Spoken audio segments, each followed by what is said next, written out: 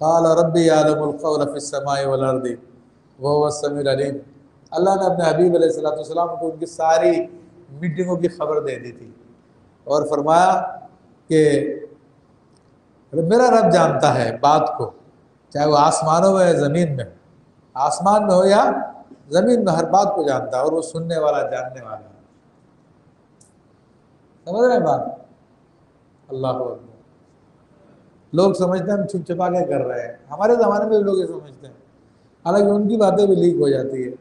اب کورونا کا جب سلسلہ آیا تھا، آپ کو بڑی دلچسپ بات بتاؤں تو پاکستان کی ہائی کمانڈ لوگوں کے ساتھ مفتی منیب الرحمان صاحب دامت ظل العالیہ کی میٹنگ ہوئی اور پورا حال بھرا ہوا تھا، اور یہ تھا کہ جناب مسجدوں کو بند کیا جائے، مسجدوں کو بند کیا جائے، بیماری نہ پھیل جائے۔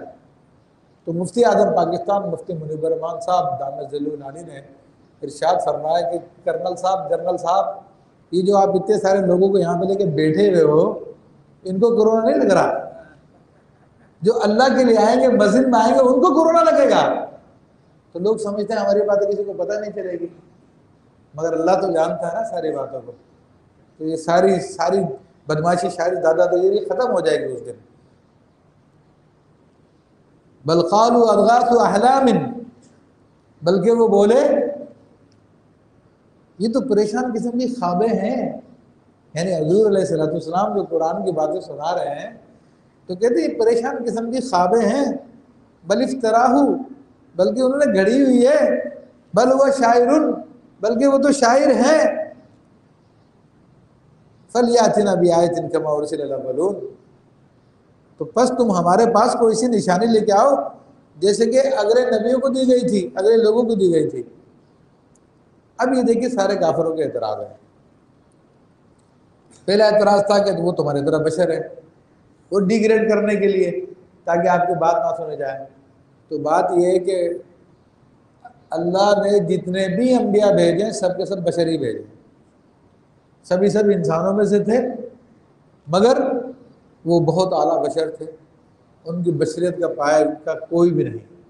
اور جو سید البشر ہے، سرکار دو عالم صلی اللہ علیہ وسلم ہے، اللہ اکبر، ان کی بشریت تو فرشتوں کی نورانیت سے بڑھ کر ہے، ان کی بشریت کا تو یہ عالم ہے۔ تو وہ باطن ان کا نور ہے، ظاہر ان کا بشریت ہے، اور پچھلے انبیاء کو بھی بشر بنا کے بھیجا۔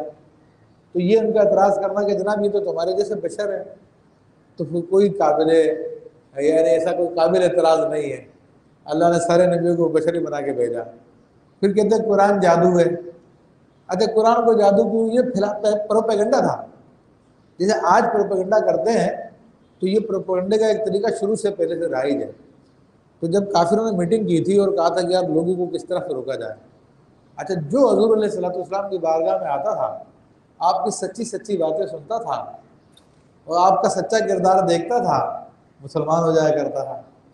تو اب ان لوگوں نے کہا کہ بھئی اب کیا کریں، کہا پھیلا دو، جادو ہے، سب جگہ پھیلا دیا، مکہ شریف میں پھیلا دیا، مکہ شریف سے باہر پھیلا دیا، اور لوگوں کو بتا دیا دیکھو وہ محمد نامی معاذ اللہ ایک جادوگر ہے، اس کے پاس مت چلا جانا، تمہارا دین خراب کر دے گا، تمہارا دین بگاڑ دے گا۔ وہ ایک بڑھیا کسی کام سے آئی مکہ معظمہ میں، سامان اس کے پاس زیادہ تھا، سرکار دو عالم صلی اللہ علیہ وسلم نے اس کو دیکھا بڑھیا کو، تو اس کا سامان اٹھایا، اس کی مدد کی، اور اس کو جہاں پہ چھوڑنا تھا وہاں پہ چھوڑ کے آ گئے۔ تو بڑھیا کہنے لگے بیٹا تم بہت اچھا ہے، تو بڑا اچھا انسان ہے، لیکن میں تجھے ایک نصیحت کر رہی ہوں کہ مکہ معظمہ میں ایک جادوگر آیا جس کا نام محمد ہے، اس کے پاس مت جانا، اس کے پاس چلے جاؤ گے تو دین خراب ہو جائے گا۔ تو حضور نے فرمایا میں ہی ہوں۔ جب بڑھیا نے سنا تو اسی وقت مسلمان ہو گئے۔ یہ آپ کا کردار تھا، یہ آپ کا اخلاق تھا۔ تو ان ظالموں نے بھی یہی باتیں کی ہوئی ہے علماء کے خلاف لوگوں کو بھڑکانے کے لیے۔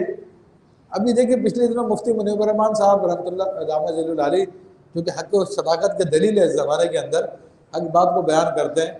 تنظیم المدارس اہل سنت پاکستان جو 70 سال سے ہمارے اہل سنت کا ایک بورڈ چلا آ رہا ہے، اب اس کو کمزور کرنے کے لیے اپنے ایجنٹوں کو انہوں نے مختلف بورڈ دے دیے، ایک فلاں کو بورڈ دے دیا، ایک فلاں کو بورڈ دے دیا، ایک فلاں کو بورڈ دے دیا، کیونکہ ان کی سچی بات کا تو مقابلہ نہیں ہے نا ان کے پاس۔ تو اب یہ سارے سیاسی ہتھ کنڈے ہوتے ہیں کہ جناب اہل سنت کو کس طرح سے توڑا جائے، کس طرح سے بریک کیا جائے۔ اہل سنت کی لاٹھی ایک تھی، اہل سنت کی آواز ایک تھی، لیکن اب انہوں نے 3 بورڈ اور بنا دیے تاکہ اہل سنت کی آواز کو کمزور کر دیا جائے، اور غافل لوگ اور شیطان کے ایجنٹ خوش ہو رہے ہیں، ہمیں بڑی ترقی مل گئی ہے، ہمیں بڑا مقام مل گیا ہے، ہم نے اپنا بورڈ بنا لیا ہے۔ تم نے اہل سنت کو تقسیم کر دیا بھائی، تم شیطان کے ایجنٹوں کے چکر میں آ گئے ہو۔